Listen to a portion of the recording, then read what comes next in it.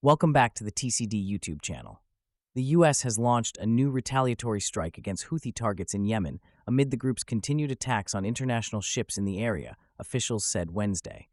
5 areas were targeted in the U.S. strikes on Yemen: the governorates of Hodeidah, Taiz, Damar, Beta, and Sada, the Sanaa Saba press agency, the Houthi state media claimed.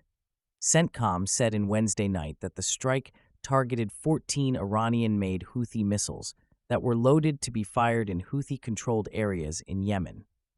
These missiles on launch rails presented an imminent threat to merchant vessels and U.S. Navy ships in the region and could have been fired at any time, prompting U.S. forces to exercise their inherent right and obligation to defend themselves, the statement continued.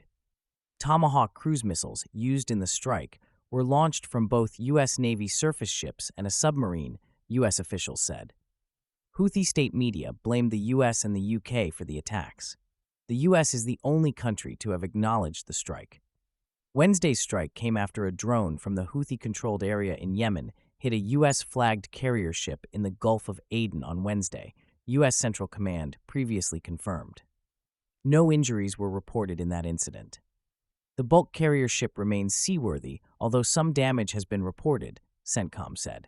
In a statement late Wednesday night, the shipping company Genco Shipping confirmed the incident on its freighter, the MV Genco Picardy, as it transited through the Gulf of Aden. It was filled with a phosphate rock cargo, the company said. Thank you for joining us on the TCD YouTube channel. Stay informed by subscribing, and we'll continue monitoring the situation in the region.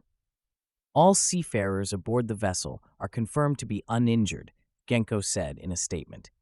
An initial inspection by the crew indicates that damage to the vessel's gangway is limited, and the vessel has remained stable and underway on a course out of the area, the statement concluded.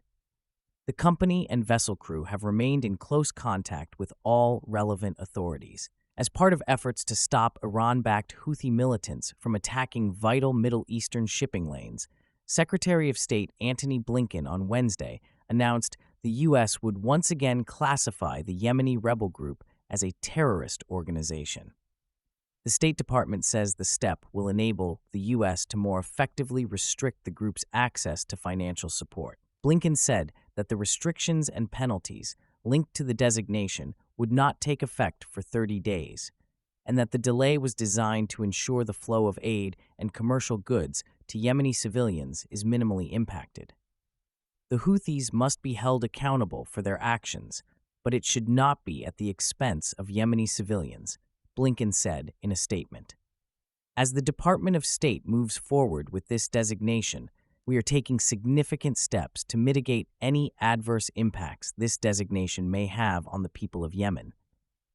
Blinken also made clear that the decision could be reversed if Houthis ended their assault on maritime traffic. If the Houthis cease their attacks in the Red Sea and Gulf of Aden, the United States will reevaluate this designation, he said.